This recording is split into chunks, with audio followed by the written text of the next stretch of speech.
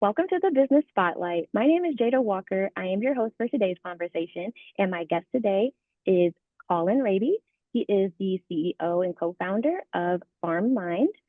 We'll be speaking today about his business, the journey to business ownership, challenges, best practices, and share a peek of what it's really like to build and operate a business. So, Colin, thank you. Welcome to the show. Thank you for being here today, of course. I would love for you to give us a little bit of your background of who you are and also tell us a little bit about your business as well.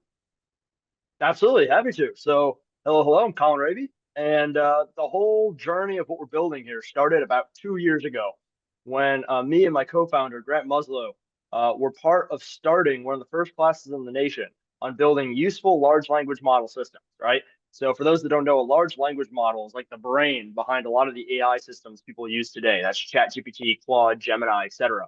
The kind of brain that powers them is these large language models. And back in 2022, when OpenAI first came out with GPT-3, and then the next year in 2023, I started asking around, all right, where can I learn to better use these systems? Because this is the future. This is where everything is going. And we didn't have a class on it, and pretty much no one else had a class on it either. So we worked with our provost and started the first class in the nation on building large language model systems. And we put a notice out to all these faculty and to these local businesses. The whole goal was to do really useful stuff with these things. And one of the folks that showed up was Professor Stevenson of the Ag Center. And he started talking about all of the challenges that modern agricultural faces. Because currently, modern ag is one of the most complex industries in the nation. Many people don't realize it. They know it's one of the most important industries. They don't realize how complex it is. From Yeah, regulations, from new research coming out every single year, from managing a business, right? If you own a farm, you are a small business owner. Plus, you have all of the challenges of running your farming operation. right. Um, so Yeah, he I'm came from I'm in. from a small town, so I totally understand. Like we literally had bring your tractor to school day, so that's where Yeah, I'm from. I know farming. yeah, and you kind of compound that by the fact that a lot of the kind of large agricultural companies are some of their standards of how they treat data are maybe suboptimal, right? So anywho, Hmm. we were talking to Professor Stevenson. Then I go to a couple of friends of mine who are actually in training to become crop consultants and agricultural consultants. End up talking to a couple extended family members who are farmers themselves, and realize that there's some really big problems that we could use modern technology to solve. And so, what kind of started as a class research project of can we optimize all this agricultural information to get every individual the best information relevant to their situation, right? Because the recommendations and the information that you need to see as a sugarcane grower in Point Coupee is different than the information you need to see if you are a soybean farmer in Iberia Parish, right? Or wherever you are. Hmm. And so we started building this agricultural intelligence engine, which is this brain that's able to analyze agricultural information and then build a management platform around it that we call FarmMind. And so yeah, kind of the journey from AI researcher to now leading a company that is trying to be on the forefront of how we apply these AI systems to agriculture to be as useful and beneficial to growers across the nation as possible. That's really cool. I'm from, like I said, I'm from a small town. Literally, Yeah. we were surrounded by cornfields or the bean Mm-hmm. fields whenever they would switch or whatever. But that's very interesting to know that you are kind of going into that world and helping those people because it's Mm-hmm. almost like I feel like I think it was a couple years ago I heard something where they were trying to say it was like dying, like farming was dying, or like Mm-hmm. Mm-hmm. people are losing their farms. So Yep. that's really cool. I love that. Okay, so to set the stage for the viewers and listeners, generally speaking, what does your current ownership structure look like? And are you obviously you just said you have a co-founder, so how does that work Yeah. out? Yeah, I mean, that was pretty straightforward. Basically, me, Grant Muslow, who's another AI researcher, and two crop consultants joined forces, right? So Cool. half ag, half tech. Because what we've noticed is that, the same problems that Silicon Valley is solving for a lot of other industries, right? The same kind of problems that maybe folks are solving for the healthcare industry or that folks are Hmm. solving for the finance industry, right? The people that know how to build these type of systems have pretty much neglected ag, right? Just because Yeah. they don't cross paths. And so we thought, all right, if we can build an organization that's half agricultural industry expertise and half AI building and engineering expertise, that we could be kind of one of the first kind of startup organizations here to bring the two together to say, all right, how can we take all the advantages of these new systems coming out and apply them most usefully to ag? Yeah, and I like Yeah. how technology is coming into ag because it's like you said, they don't really cross paths. So Hmm. it's like I feel like it would be hard for those people, like the people in technology, to talk to some of the people in ag because they're like, Hmm. I don't need that. Like, Right. what is that? So Yeah, yeah, it was a very, yeah, very traditional industry, right? But yeah, also, as you mentioned, unfortunately, part of the modern tradition is a is a lot of these smaller farms being bought up by larger ones, hmm, and margins being really tough, right?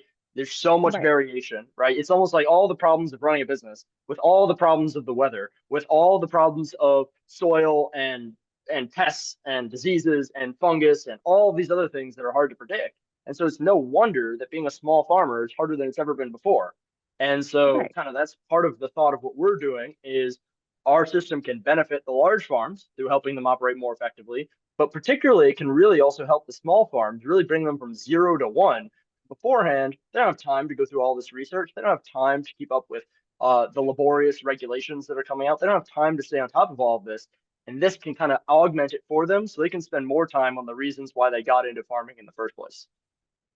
I love that. I literally I still have friends who they've either married someone that is a farmer or Yeah, I have a friend who's been a farmer since we were in middle school.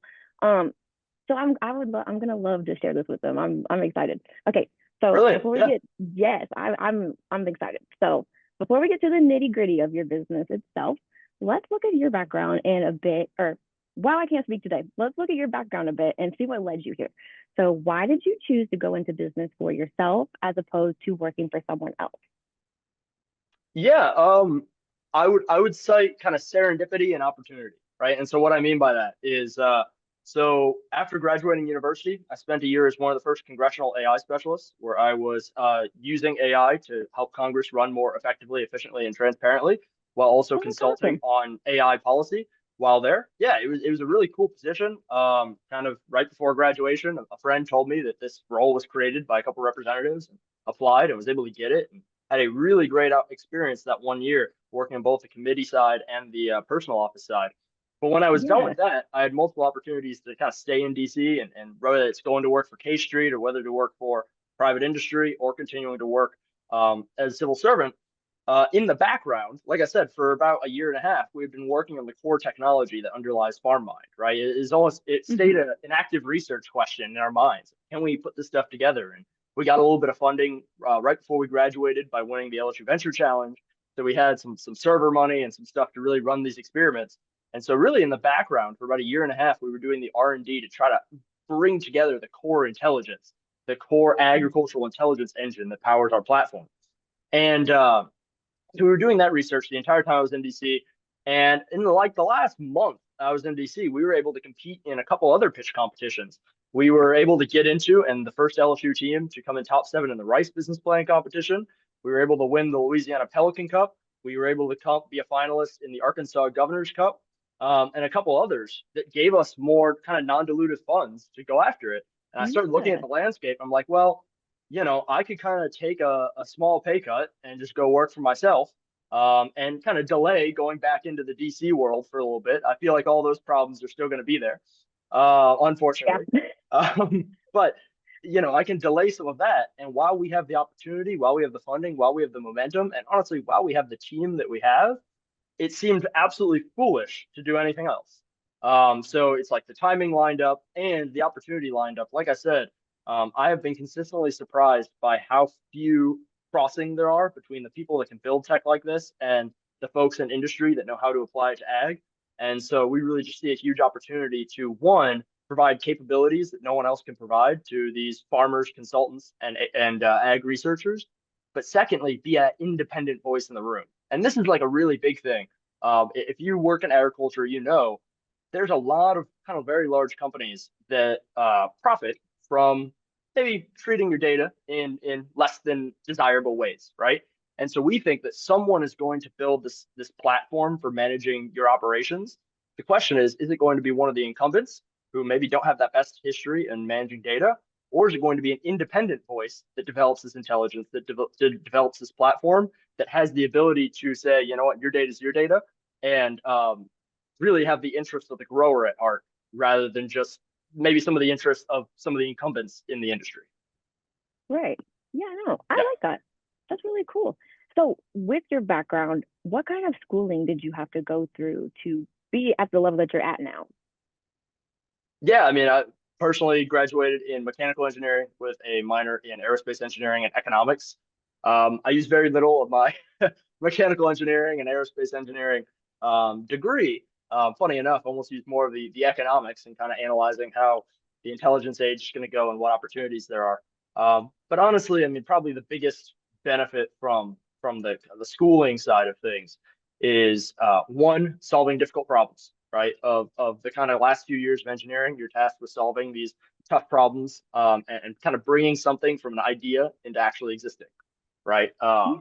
Hmm. And secondarily, obviously, working within groups to achieve more than you could ever achieve individually, right? So whether that's Yeah. in your senior design projects and all that stuff. And so it's like two of the biggest points of leverage of any group, right? It's like one, you want to turn an Hmm. idea into something that exists, right? How do you do that? Well, first, Right. you need to have that kind of bias toward action. You need to have the competency to either know how to do it or learn how to do it. And then secondarily, you can continue to accelerate by just building the team around you that makes it so that you literally have more hours in the day and you have more ability to augment your weaknesses and supplement your strengths, right? And so, yeah, so even though the direct degree didn't relate too much, I would say kind of what we did otherwise, the AI research that I'd done kind of independently for some years and some of those other things uh, mattered way more while we've been building this. Yeah. Cool. Okay. So Yeah. let's move on to what makes your business so special. Who Hmm. primarily does your business serve? Obviously farmers, but do you have like anyone else that it may help out with? Yeah, actually, our primary customers at the moment are agricultural consultants, right? And so a lot of Oh, people okay. don't even know that agricultural consultants exist. Basically, what an No, agricultural I consultant, honestly yeah, didn't. it's all good. Basically, what an agricultural consultant does, there's two types of agricultural consultant. There's independent ones, and there's ones that serve in more of a sales role for a large agricultural company.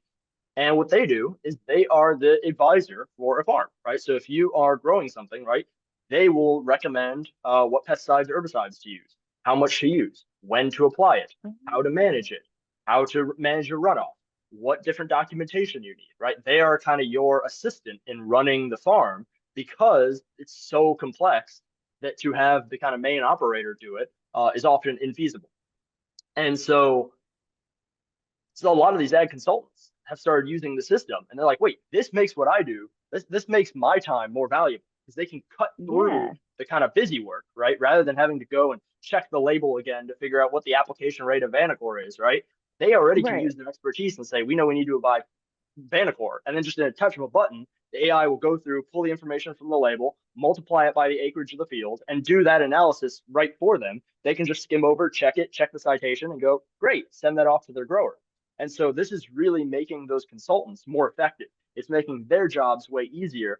And it's allowing them eventually to serve more growers, right? Like I said, currently, if you're a Yeah. consultant, you tend to serve the biggest farms, right? Because they have the capacity to pay.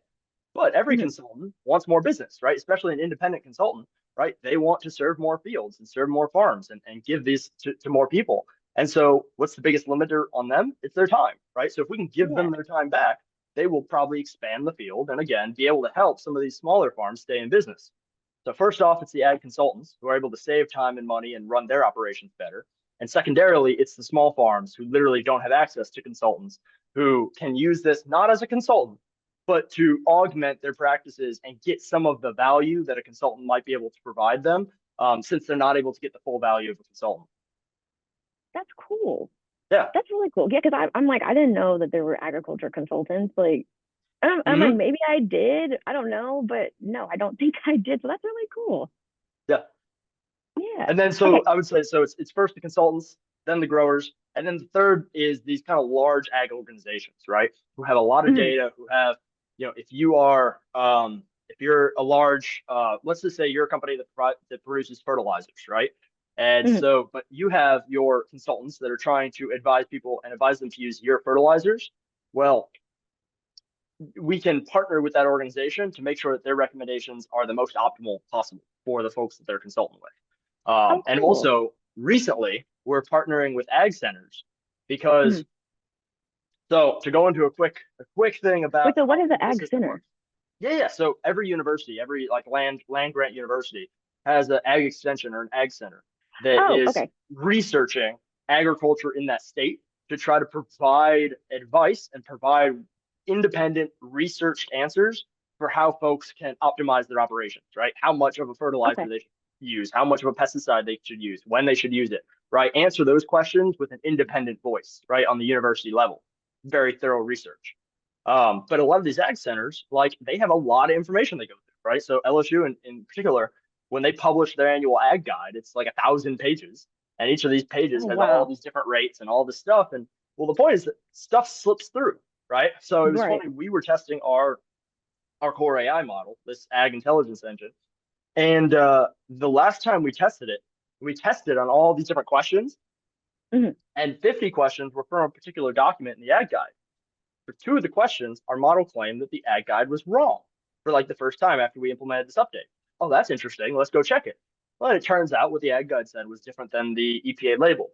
Now, for those that are Mm. unfamiliar, the EPA label is like the law. It is what the EPA has said. This is how you must use this pesticide or herbicide to be compliant with federal law. Like, all right, that's interesting. We end up contacting the ag center, and they're like, no, no, you're completely right. That just slipped through. Like, it was an old version of the guide. We didn't realize they had updated their label, so we need to update this. Well, so that was two questions we found. We actually ran another one on all the facts in that page and found four errors on the page, right? So anyway, Oh, wow. the whole point is not taking away from what they do. They do phenomenal No. research, and 99% of it is great, and it's helping, and it's actually like the foundation of how our system works, right? Because Yeah. it is taking their research and making it accessible, right? There might be a Right. sugarcane farmer in Point Coupee who would have never read the research they put out, but because they're using our system, it'll cite their research and tell them exactly where they can see it. So now they're being connected with that good information. So it's not a knock on the Ag Center whatsoever, but people make mistakes. Things happen, Right. and those facts are going to be consequential to people making decisions and managing their farm. And so we're going into and talking to multiple ag centers now for different states about basically being that vetting layer of before they put out research, just running it through our system to have it flag anything that might be wrong because it's able to check all these literally millions of documents, labels, research, journals, and compare them to each other to flag when there might be something that's inconsistent. That's really cool. It's almost like Yeah. whenever the spell check will kind of pop up on your thing. That's really cool. Mm-hmm. Man. Yeah. No, spell check is I'm a like the phenomenal fact that example. technology Yeah. can do all of these things, I'm just like my mind is like, what? Right. And that's just like spell check, right? It's not taking away from what you're writing. And sometimes you'll write like a name, right? And it'll be like, it's wrong. You're like, no, no, no, I meant that, right? It's just like Yeah. spell check, but it's just that helpful thing to make your writing even better, right? To make the quality of the output of these research docs even better. That's really cool. That's Mm-hmm. amazing. Yeah. Wow. Okay. Well, this is actually, we're going to move on to a little bit of marketing, which is obviously vital for every business out there. And it's often an area that most business owners struggle with. So I'm always curious what successful businesses are doing. So, what percentage of your monthly sales is invested back into your marketing budget? Oh, oh, that's a good one. Um, so that number is changing a lot. So again, I would kind of asterisk by we are very excited by, but also sometimes amazed by our kind of fast growth. Like I said, we kind of worked on this in the background for 2 years, but then me and my Yeah. co-founder went full time, and then now another person went full time on it about 4 months ago, right? So we're very much rapidly accelerating our growth. And for 3.5 of those months, we had no marketing budget. We basically spent nothing on Really? marketing. It was all just voice of, word of Like mouth. word of mouth. Yeah, exactly. And the connections that we had, all of our first customers came from just our network of the, like I said, the agricultural folks that we have that were like, hey, this is awesome, Yeah. right? Like one of the folks that recently joined the company is an ag consultant, and he saw our product. He's like, all right, not only do I want to use that next year, but can I join your company because I could sell Ah, this really well? Like this is the future. Like we need it. We're like, awesome, yeah, because yes, he could join me. also Like just let's do talk it. to his other like agriculture friends or the other consultants that he knows and be like, hey, like you need to be using this. Like this is easy. Absolutely. So That's so our cool. revenue's, kind of going up and our marketing budget's going up right now. So as a like pure percent, like we spend this percent of our revenue on marketing. Can't give you that number right now. I don't know. Um, Oh, sure. but but what I can say is that we're starting to investigate how to most efficiently spend money on marketing, especially in an industry that maybe isn't the most tech savvy normally. Hmm. Maybe a lot of companies that are consumer driven that can just sell to, a lot of people, right? If we were selling water bottles right now, right? It's like, what's the strategy we might want? Well, we need to go viral on social media and we need to have some influencers that are using these water bottles because everyone, Right. me, you, everyone can buy these water bottles, right? But when you're selling to a more niche industry, right, with farmers making up about 1% of America, the ways you reach, yeah, Facebook, absolutely. Yes, Twitter. Yes, Instagram. Like, yes, there are definitely folks that are on those platforms that you need that kind of traditional marketing, but also going to conferences, right? There are all of these Mm. ag conferences, all of these consultant conferences where the big players are there showing off their stuff. And if you're not there, you're just going to miss out, right? So going and having those conversations face to face about what we're building, why we're building it, how building this independently is better than being part of XYZ company. Um, those face-to-face relationships are important. Going there and also like physical mailers, physical materials are often, we think will be more effective to reach the folks that we're trying to reach. Yeah, because I was gonna say I feel like my farmer friends that I have, they're like rarely on Facebook or Hmm. anything. So I feel like Hmm. they're like relying on their mail or whatever they're doing. So yeah, I Yeah. like or like a magazine. I feel like that like they get like those farmer magazines or something. I'm like, Hmm. that's Absolutely. perfect. And also there are niche like podcasts and such. Um, like the Mississippi Crop daily report, right, and stuff Mm, like that um, folks are actually listening to, and kind of finding those sources, those channels to go on and talk about what we do. But again, also we're in an early stage where it's always the what is it, 6 degrees of separation, right? You never know who knows who. And so largely mm-hmm. we're kind of accepting as many opportunities to get the word out as possible while also internally working on those targeted opportunities. Nice. Yeah. I like that for you guys. All right. So moving from marketing to sales, what does your sales process look like? Like if I were to refer someone over to you, what can they expect to experience as you guide them on the choice to do business with you? Absolutely. So we deviate a little bit from a lot of ag softwares that are out there. There's a lot of software where you can't even see the product, right? You have to discuss Mm-hmm. a time and then book a time and be walked through it. And we've debated doing that, but we instead took the route of, let's just make the product public, but also allow people to book times with us, right? And so right now, if you go on and sign up and create an account, you can just use it.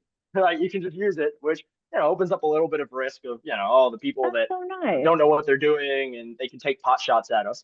But the whole idea is Right. we want Just to make it easy for people to see, but then also they can book a time. Just last week I spent 2 hours on a call with a new customer who wanted to get set up about with all of their farming stuff, and they want someone to walk through it, and we will absolutely do that. Just like all the other companies take that and make it a requirement, we put it in and we say, look, if you just want to go in and mess around with the system and set it up yourself, go for it. Or if you want us to kind of help you walk us through it, we're more than happy to do so. And so we allow a little bit of free use, and then obviously we have kind of the pop up to subscribe to premium to kind of use it unlimited.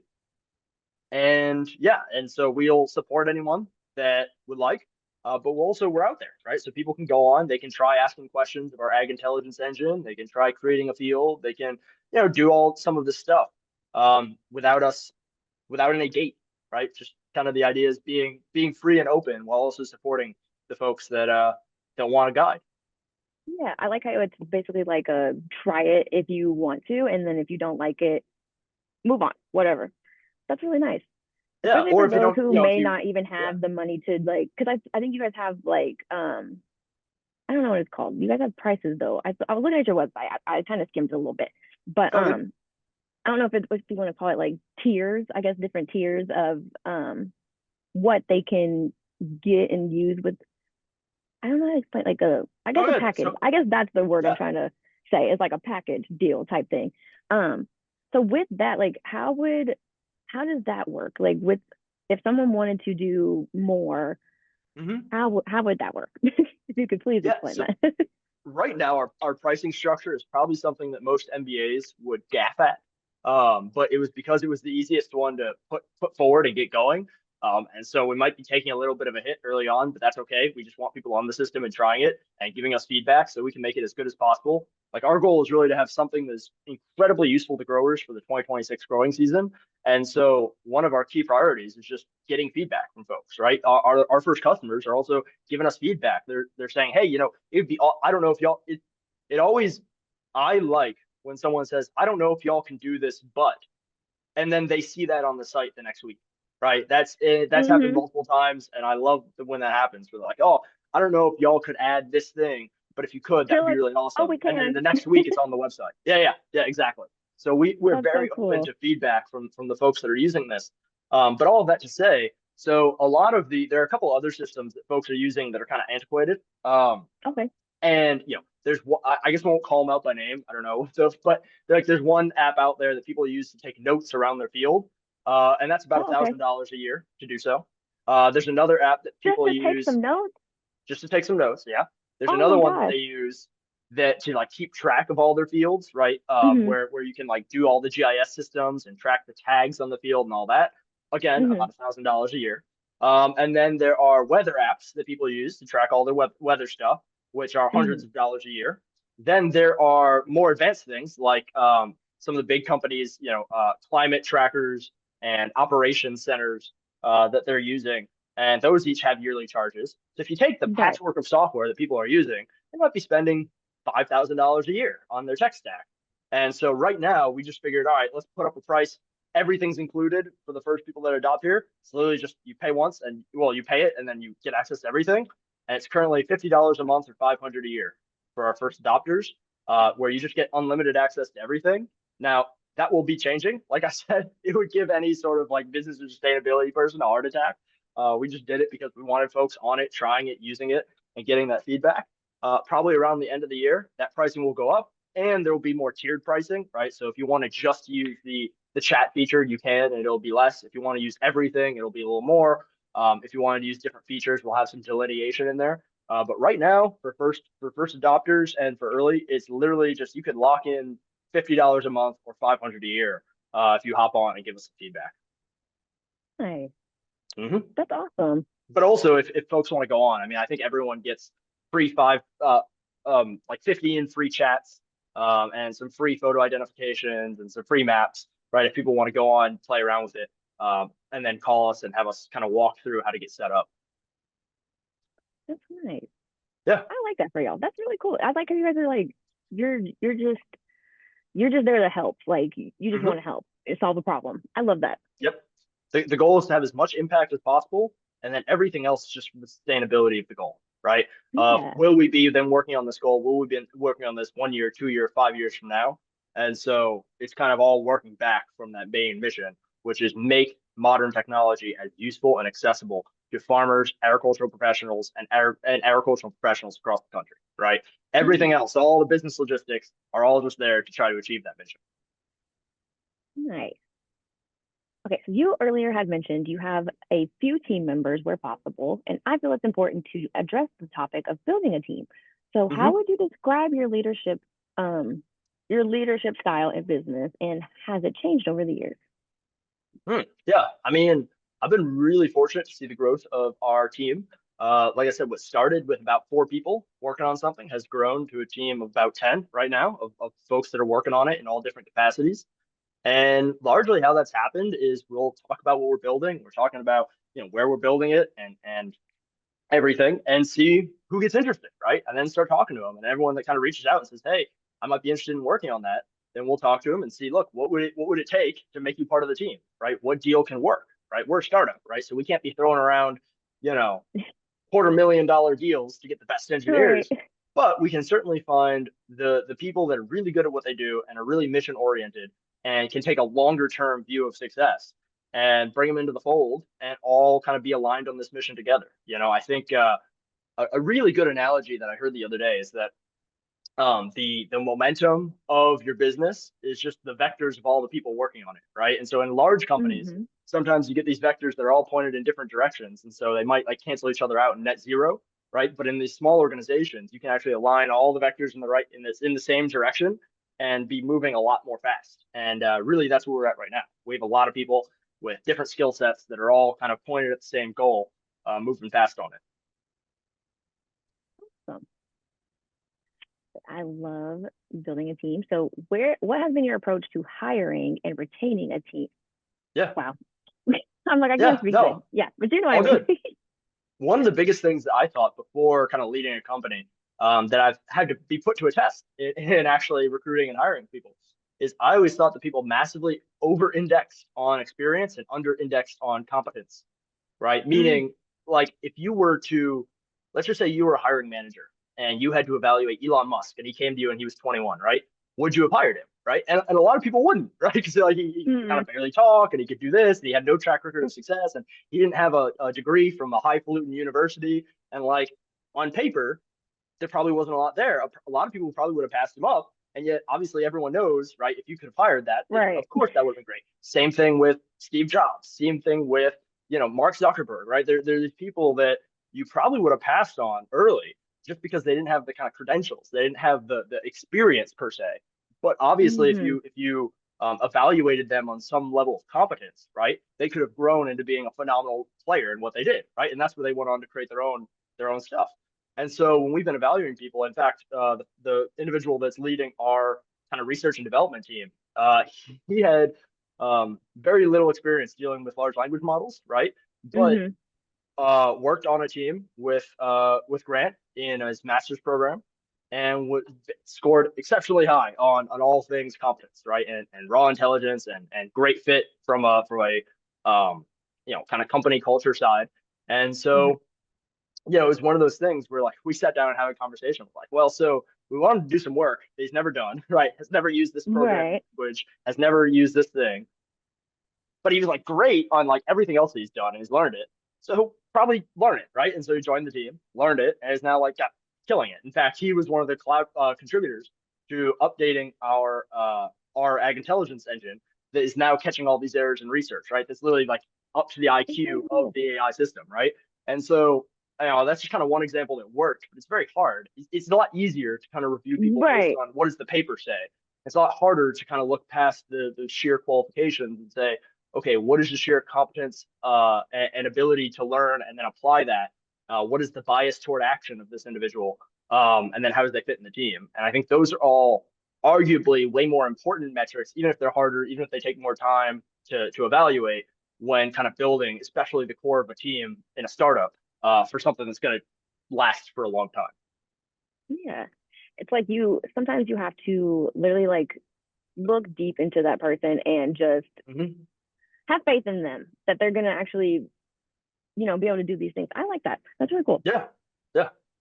Yeah. So speaking of like looking forward, so let's look forward to what's going to be coming up for your business. So where do you see your business in the next 3 to 5 years? Yeah, I mean, 3 to 5 years is always so hard because it's like Right? if you would have asked me 3 to 5 years ago, I wouldn't have known I was working on this, right? So it's kind of the end of history effect, right? Where it's like, all right, where are you going to be in 3 to 5 years? But if you asked me 3 to 5 years ago, I wouldn't have said here. So it's Right. always hard. But I can say at least in the next 3 to 6 months, some of the things we're excited for are to hit the road in January and February. There are all these different agricultural conferences. And so we are really trying to get as much feedback and integrate as many updates as possible before that so that we can hit the road and show people how awesome the system is. We were honored to be selected the top four of the American Farm Bureau's Ag Innovation Challenge. So we'll be Oh, nice. competing for the Congrats. top prize, thank you, at the National Farm Bureau's conference in Anaheim, California, this upcoming January, as well as have been invited to give talks at a number of other conferences. We just came back from the Florida Farm Bureau where we gave a talk on how folks in agriculture should be looking to use AI to improve how their business operates. And we've been invited to a couple others to give those type of talks.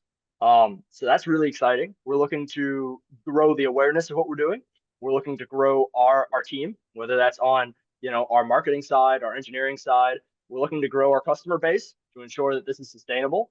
And hopefully, in the next 6 months or so, we look to close at least one or two enterprise level deals with maybe large organizations, whether that's a university Yeah, extension center or whether that is a private company, to get this technology out to all their members.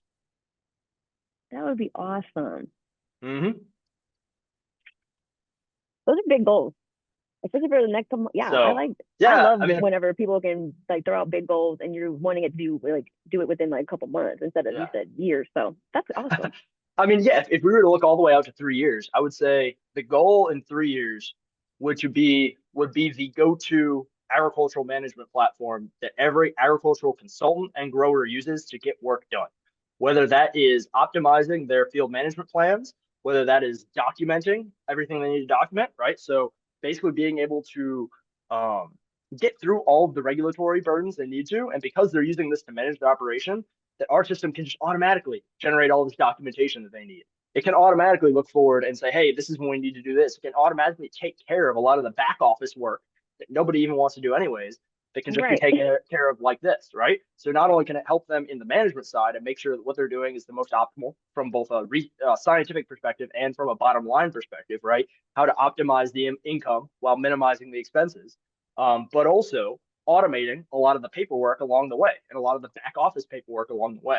So in 3 years, my hope would be that this is the go-to platform for everyone in agriculture to use to get their work done. That we have collaborations that we can integrate data from all the big players, that we can take data from John Deere, we can take data from Bayer, we can take data from all these other ones and feed it into the platform to make it even more intelligent for folks to use, and just be that kind of go-to platform for people to get their agricultural intelligence and manage the operations. Yeah, that would be awesome. Let's say. So you have a really interesting story. I've loved it so far. But as we wrap up, we I do have a few rapid fire questions. Are you ready? Okay, sure. Awesome. Okay. What is the key to success for you? Maximizing positive impact.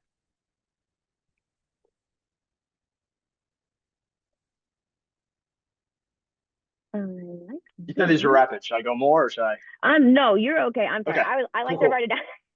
I Yeah, said yeah, all rapid. good. I should. Okay. So what is one piece of advice for other business owners? uh, you get a lot of praise at the beginning and at the end, and there's a lot of unsexy work that has to happen in the middle. So while you're in the middle, keep going. Love that. Okay. What is a book or podcast that you are reading or listening to right now? Ooh. Um, I mean, there's a couple podcasts. I mean, whether it's a podcast called Founders that I think is really good, that's recently blown up. I That think I've heard of uh, that one. Yeah. yeah, it's this guy that reads biographies of folks and then kind of synthesizes it into a 1 hour, 2 hour podcast. Oh, Big on cool. biographies. So definitely also if folks haven't read biographies, I mean, everyone from Benjamin Franklin to Elon, Steve Jobs, I think you can learn a lot about uh, what contributed to people's success by reading through their stories. Um, Hmm. Walter Isaacson, pretty much everything that Walter Isaacson has ever wrote is probably valuable to read. And then yeah, on the podcast front, I mean, Founders is a good one. Um, there's I think Stephen Bartlett has a pretty good podcast where he interviews some interesting people. And then I'll give a shout out to the Morning Brew. They have a good one. I'll write that one down. Maybe I will listen to that on my way to work from now on. Yep. Yeah, they have Okay. one called the Tech Roundup and then the Morning Brew one, and I think both those are pretty good for just like on the way to work, on the way home. Hmm. Okay. And this is my last rapid fire question. It's kind of a fun one. So if you had a bit of magic dust and you could pick one spot of your business to sprinkle it on, where would it be? Oh, 100%. Absolutely. It would be I'll say one, and then I'll say like a kind of second. One would be marketing and awareness. I would love if just every person in the nation was automatically aware of what we were doing, both on the um, both on the customer side, but also on the R&D side. Right? There's a lot of really interesting Hmm. folks that are working on adjacent stuff that I would love to bring into the fold and collaborate with to make what we're doing even more powerful. And then secondarily, that awareness plugs into right recruitment on the engineering, marketing, all that side. So the pixie dust would be having everyone be aware of what we're doing and where we're going. Yeah. Because that's incredibly difficult. Yeah. Well, hopefully Yeah. this will help with that. Hmm. Hopefully get your name Absolutely. out there, have more people see that. Well, so before we get to that final question of the day that I shared with you earlier, would you please share with our audience how they can follow you, learn more, and contact you? Sure thing. I mean, I'm Colin Raby on pretty much all socials. I would also encourage them to follow FarmMind or FarmMind platform on all the different socials, where we'll be posting about our business opportunities. And always feel free to check out our website, farmmind.org. Awesome. Well, we've come to that final question, of course, and it is, what is most inspiring to you today?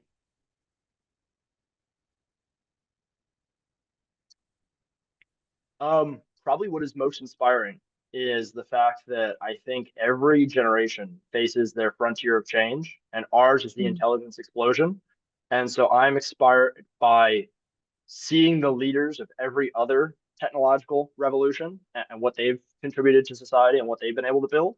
And now in this intelligence age, we're right at the beginning of it. And so those that are really able to learn about it and build useful systems using the tools of the intelligence age are going to be the leaders, the builders, the movers, and the shakers of the next 20 years. And so it would be very inspiring to me for our team to be counted among those that meaningfully contributed to the growth, development, and positive impact of the intelligence age. I love that. I've never even had an answer like that, so I really liked your answer. All right. Well, this was a great conversation. I really enjoyed hearing your story, Colin. So thank you so much for sharing. Thank you. And Yeah, and yeah, yeah, and no, I also appreciate it. yeah, of course. So, and I also encourage all of you who are watching to save the show and come back and watch it again because Colin really did have some great insights for business. Also, do not forget to like and subscribe to our channel so that you can get notifications every time a new conversation drops, just like this one. Thank you to everyone who joined us today, and a special thank you to you, Colin, for being here. We really appreciate it. Thank you, Jada. Happy to be here.